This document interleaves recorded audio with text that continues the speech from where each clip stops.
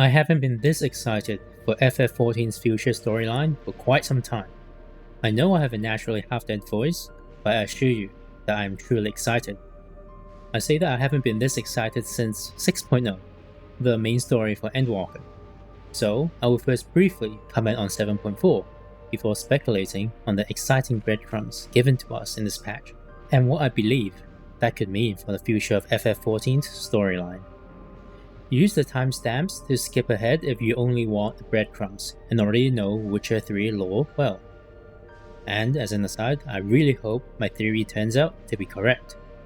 Anyway, the MSQ has gradually improved from 7.1 to 7.4, and personally, I'd like to think this is a result of CB3 slowly structuring the new writing team after Ishikawa was promoted to an overseeing role. Patch 7.4 MSQ was definitely very to the point, and the best yet in this expansion. Every single detail revealed more lore on the state of the Ninth Shard and the lives and constant struggle of the inhabitants there. There weren't really any moments where I felt like my time was being wasted pointlessly, which was often the case in Dontrell's 7.0 story, where I would run around and feel like nothing important was being shown. In this patch, we saw more of Cryle, of a connection to the Milala in the Ninth Shard, something that players have wanted for quite some time. We quickly learn of their troubles and confront those problems head on. And at the end of the MSQ, we received a number of juicy breadcrumbs from the writing team.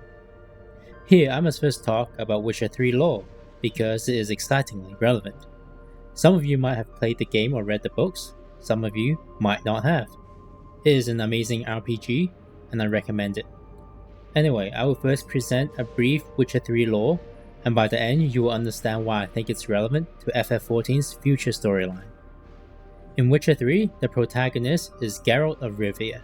Something magical happens in the story that causes multiple parallel worlds to collide, merging into one dimension, and this is a phenomenon they call the conjunction of spheres. This causes the invasion of the main world by many different types of horrendous monsters from other worlds that the protagonist does combat against as a Witcher. More than that, the world is invaded by other civilizations, and particularly threatening is an army called the Wild Hunt, led by an elf called Eredin. Eredin's realm has basically been mostly destroyed by some phenomenon called the White Frost, an inevitable force of nature that consumes all worlds. Eredin sought to capture Ciri, Geralt's adopted daughter, and use her to save his people from his dead world, in addition to confronting the White Frost. This is because Ciri carries the Elder Blood, which provides her with unique powers over space and time. One might even say it is her fate to confront the White Frost. Basically, Eredin's world is already near destruction, and he wants to use Ciri's space-time powers to open much larger and stable portals for his armies to invade and establish a kingdom for his people in the main world. So are you seeing what I'm seeing? Still don't? Alright, I'll go into more detail as we now examine the clues in FF14's patch 7.4. So let's start with the scene in which Miali, Krau's aunt, speaks of the space-time relic. As you know, it is a relic that has travelled across centuries and worlds, passing through countless hands, oft beckoning to those ruled by ambition or avarice. Indeed, some have wondered if it chooses its master. But I believe differently. I believe that some inexorable force, call it fate, if you will, ushers it from one bearer to the next. Be wary, for fate's regard now falls upon you. Let me put aside the Witcher 3 similarities for a moment and just speak on the story elements being introduced. This scene establishes that there is some sort of incoming fate that we as the Word of Light, as a Zem, must face. In a lot of stories, this is a pretty common trope, and I present three obvious possibilities. One possibility is that the protagonist will eventually have to confront some inevitable enemy that's the antithesis of the protagonist. Another possibility is that the protagonist will have to deal with the results of their own actions. In the FF14 universe, if you recall, during the Shadowbringers and Endwalker expansions, the Warrior of Light used time travel to cheat fate you could say. Could this be a hint that the result of that cheating fate will have consequences for the Warrior of Light?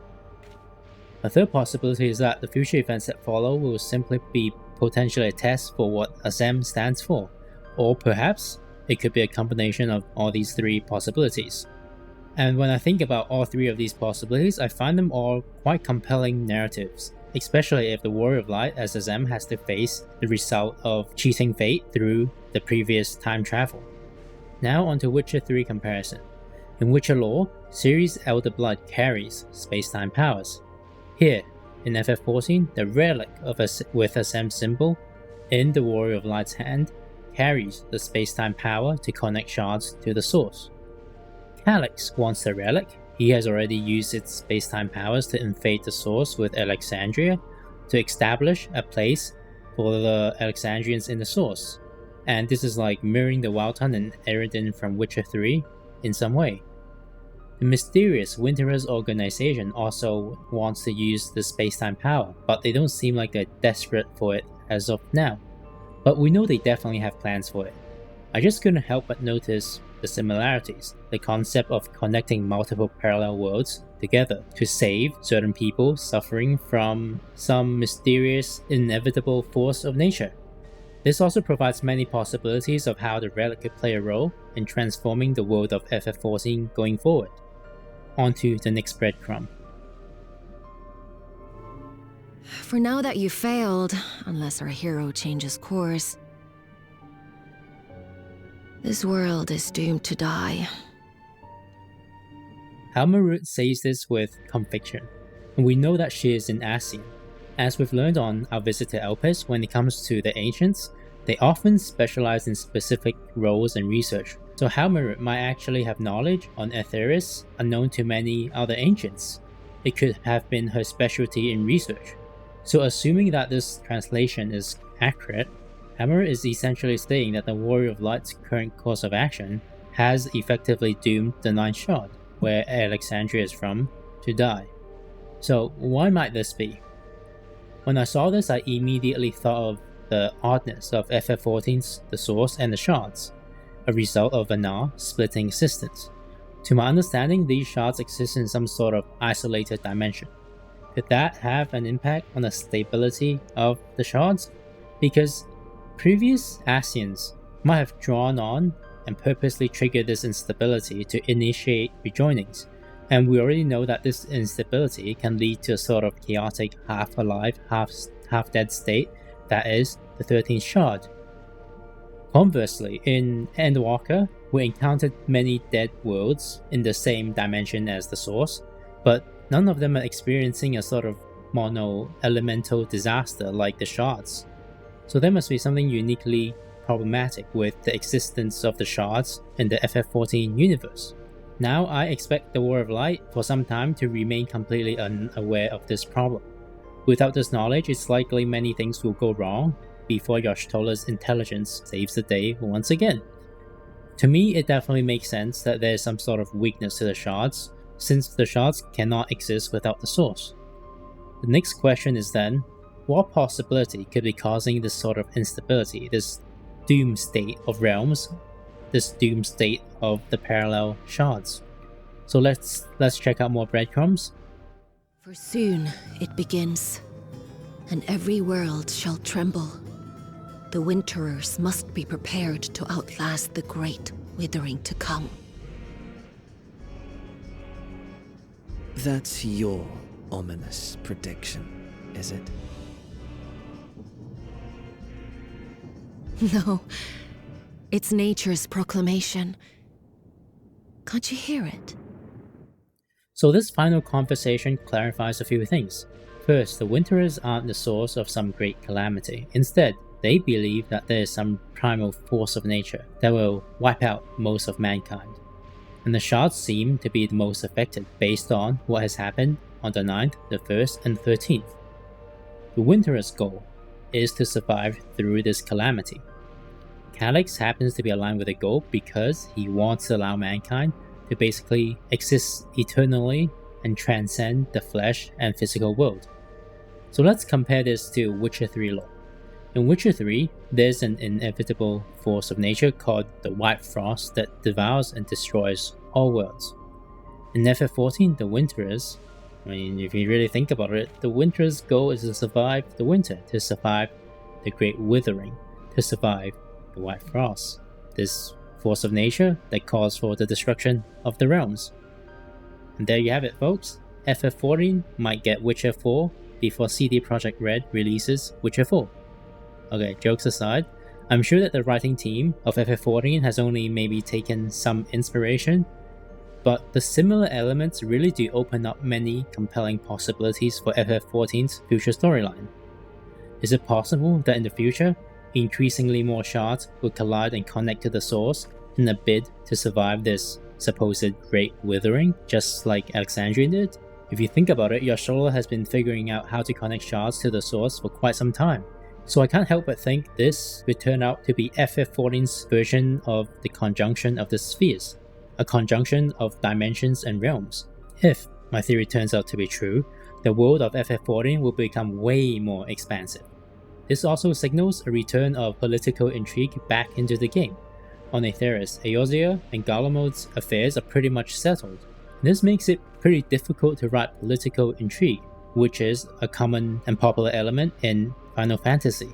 So, if there is some inevitable force of nature that will sooner or later cause the shards to become unstable, then perhaps the World of Light will be forced to use the space-time relic to connect these shards to the source to save the inhabitants on those crumbling shards. With that comes conflict and political problems between the source's people and the shards, inhabitants, and civilizations. Could this be part of what Yoshipi meant when he said FF14 was being reborn a second time? It's even possible that we will get our own FF14 Eridan antagonist, a power-hungry civilization that believes in the need to invade the source in a much more aggressive manner.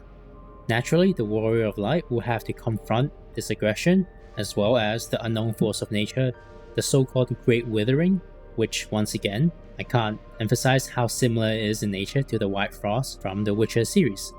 The Winterers might even at times be our ally, but will likely be our eventual enemy due to a likely disagreement in method of approach and method of survival. Now let's focus on the last line that Hammerit says. Let me replay the scene. It's nature's proclamation. Can't you hear it? It echoes in the silence, left by the will of the star. So she claims that the inevitable doom is the force of nature, the will of the star. This is pretty compelling information, but at the same time, I'm also not quite sure of what to make of this. Here are my questions.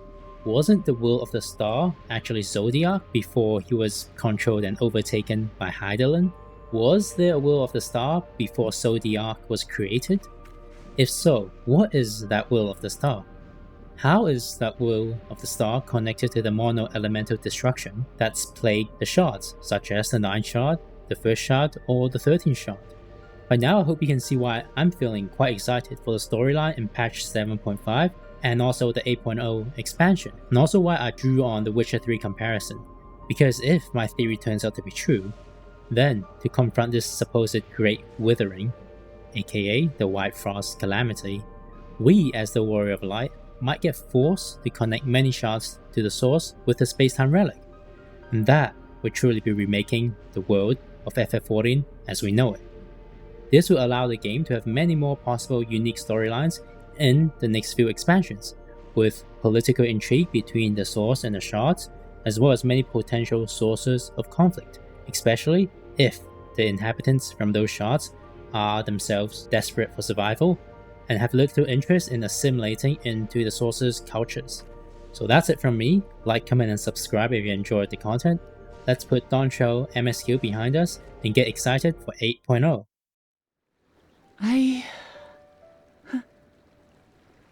I guess they're really over. Your adventures in Tural.